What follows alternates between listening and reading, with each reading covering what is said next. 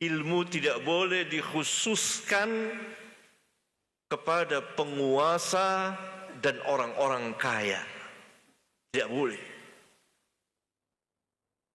Kecuali kepada yang bisa dikhususkan mengenai ilmu. Misalnya ini majelis khusus ahli ilmu, majelis para ustadz untuk belajar, boleh, karena pemisahannya dengan ilmu. Sama juga dengan sekolah, ada kelas 1, kelas 2, kelas 3, SD, SMP, SMA, kuliah. Itu yang memisahkan uang, kekuasaan atau ilmu. Ilmu. Ada S1, S2, S3. Yang memisahkan apa? Ilmu. Itu boleh. Tapi kalau yang memisahkan ini majelis orang-orang kaya, misalnya satu tempat, bayar, jual tiket, itu terlarang di dalam Islam. Tidak boleh. Menyelisihi perjalanan kaum salaf.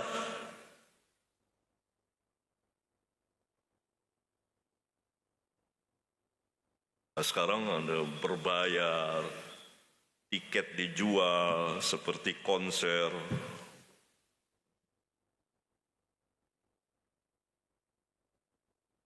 Itu menyelisihi perjalanan kaum salaf.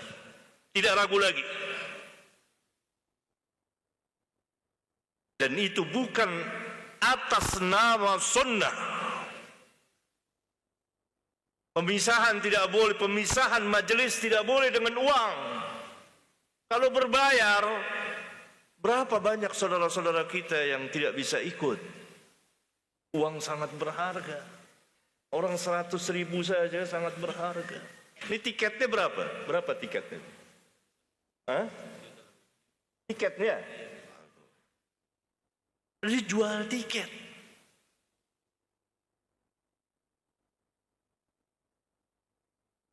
Nah, ini atas nama sunnah menyelisihi sunnah. Karena Nabi SAW tidak pernah memisah-misahkan orang dengan uang dan kekuasaan, kecuali dengan ilmu, dikhususkan oleh Rasulullah SAW. Ilmu yang bisa memisahkan. Perhatikan kisah Bukhari. Amir itu manggil. Dia ingin sendirian bersama anak-anaknya belajar kitab Sahih Bukhari dan kitab tarikh, agar aku dengar langsung darimu. Apa kata Bukhari? Pada barangkali ada utusan datang, katakan kepadanya, aku tidak akan merendahkan diriku dengan membawa kitab jami' dan tarikh agar engkau mendengarnya. Kitab Jami'us Sahih, kitab Sahih Bukhari, beliau tulis 16 tahun lamanya. Saya tidak mau merendahkan begitu saja, saya bawa-bawa kitab saya untuk aku dengarkan kepadamu. Aku tidak akan membawanya ke pintu-pintu sultan, penguasa.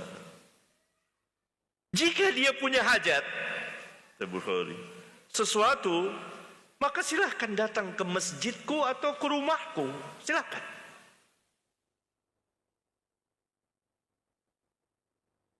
Jika dia tidak mau, maka engkau sultan, penguasa, engkau dapat melarangku mengajar, membuat majelis. Silakan, agar aku punya uzur kepada Allah pada hari kiamat, bahwa aku tidak menyembunyikan ilmu. Begitu kata Bukhari. Berani tidak? Itu keren. Itu berani ya. Saya tidak mau merendahkan ilmu, membawa-bawa kitab saya ke pintu-pintu sultan. Silakan kalau antum ada hajat, datang ke masjidku, belajar. Atau datang ke rumahku. Tapi engkau sultan. Silakan kalau engkau melarang majelisku, silakan. Engkau larang, engkau punya hak, engkau punya kekuasaan, sultan. Agar aku dapat uzur, agar aku bisa uzur kepada Allah bahwa aku tidak menyampaikan ini karena dilarang oleh sultan ini. Dia punya kekuasaan, dia akan melakukan sesuatu.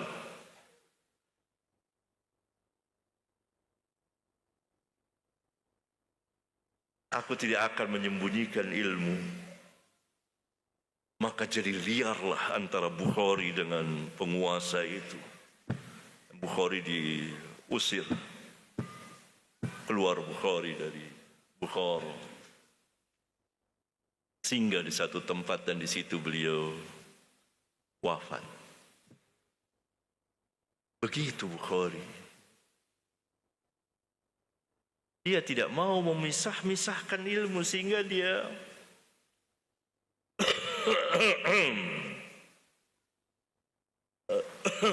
mengatakan, aku tidak akan mengkhususkan mengkhususkan untuk mendengar hadis ini kauman duna kaumin akharin, satu kaum dari kaum yang lain, karena hadis untuk manusia. Ini kan penguasanya mau khusus di sini.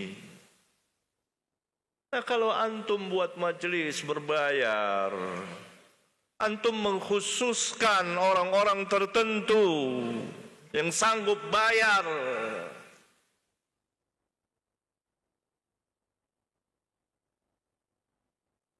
itu bukan perjalanan ahlus sunnah.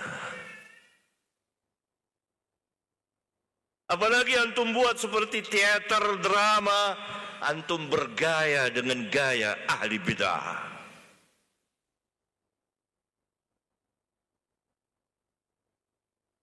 Sorot di ini, kan ada begitu katanya sekarang. Ya, saya tidak main di media kurang, jadi saya dengar dari min turuk, dari berapa jalan, mutawatir katanya. Ada begitu atas nama sunnah menyalahi sunnah. Jangan ikut ikhwan. Itu pemisahan dengan uang. Tidak boleh. Yang dipisah itu dengan ilmu. Ini majelis para pelajar ilmiah, majelis para ulama, ahli ilmu, majelis para asatid. Boleh, karena yang memisahkan ilmu. Seperti Nabi SAW mengkhususkan sebagian sahabat dengan hadis. Dan Bukhari memberikan bab khusus tentang itu, bahwa pemisahan itu dengan ilmu. Bukan dengan uang, bukan dengan kekuasaan. Kecuali penguasa itu ingin meminta fatwa, ingin bertanya, boleh. Tapi kalau khusus, tidak yang lain, datang ke masjid atau ke rumahku, kata Bukhari. Kejadian yang sama, kalau Bukhari ini amirnya marah dia, gengsi, marah dia, diusir Bukhari, keluar. Ya ini dia tidak langsung demikian, tetapi dia persempit gerak Bukhari dan terfitnah, difitnah, tertuduh, dituduh. Mau tidak mau, Bukhari keluar. Berarti pengusiran secara tidak langsung, tapi dipersempit. Keluarnya Bukhari.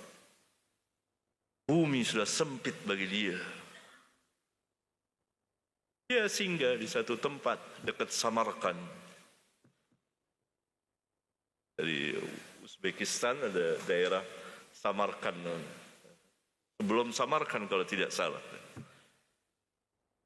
Sakit. Sakit. Sakit sudah. Lalu dia baca doa, dia minta hadap kiblat, doa, meninggal. Tidak banyak orang, hanya satu, gharib. Ditinggalkan oleh manusia. Tapi Rabbuna setelah kematiannya, sebagian musuh-musuhnya menyesal. Dan harum namanya terus sampai hari ini. Siapa yang tidak kenal Bukhari?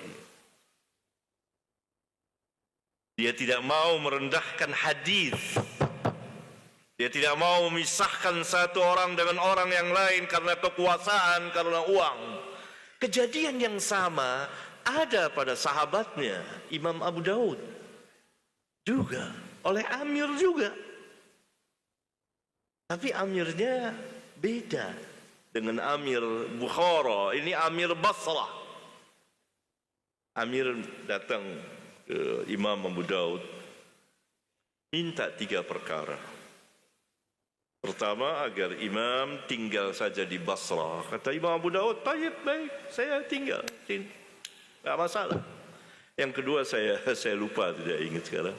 Yang ketiga, agar al-imam mengajarkan dia, sama seperti permintaan Amir itu, mengajarkan dia kitab sunannya, kitab hadisnya. Kata Imam Abu Daud, kalau ini enggak boleh dikhususkan. Nah, Amir ini tahu diri, enggak boleh, taat dia. Tidak marah-marah, tidak gengsi. Kata Imam Abu Daud, enggak boleh mengkhususkan ini di rumah antum. Sama kejadiannya dengan Bukhari. Begitu para imam kaum salaf, tidak mengkhususkan orang. Lihat di masjid ini, siapa saja bisa hadir. Ini majelis. Antum buat majelis di satu tempat, orang-orang awam ngumpul, orang-orang kaya yang bisa bayar duit. Itu pemisahan, menyalahi perjalanan kaum salaf. Saya tidak ragu lagi, bagi saya. Hati-hati antum.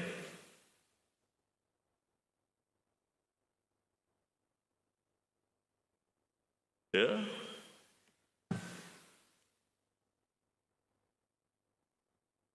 Apalagi antum, hadir spot, disorot seperti di teater, seperti di drama.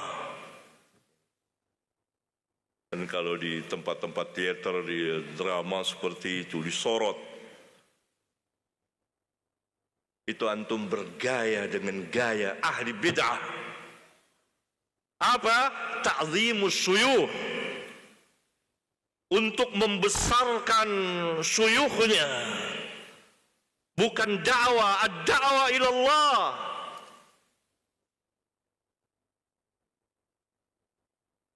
Antum berlagu, bergaya dengan gaya ahli bid'ah.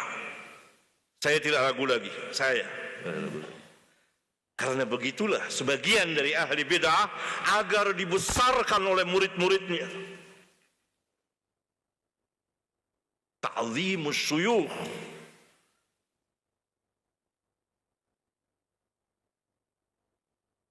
Tidak demikian kaum salaf. Bahkan kaum salaf itu kalau ada orang mengikuti dia lari, jalan sendiri. Kecuali dalam rangka mengajar, ada banyak orang.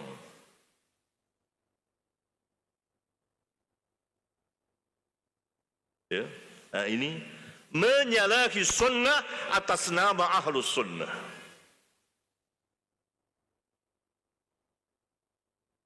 Ikhwan, kita perlu banyak belajar manhaj. Nah, kalau antum pengajar, antum mengatasnamakan ahlus sunnah, tapi antum belum cukup ilmu,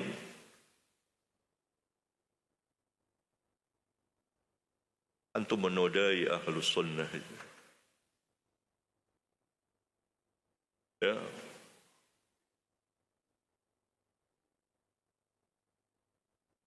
Hati-hati. Ya, buat majelis yang berbayar. Ini tidak bisa dikiaskan dengan sekolah yang berbayar, pesantren yang berbayar. Keliru. Itu kan sekolah ilmu.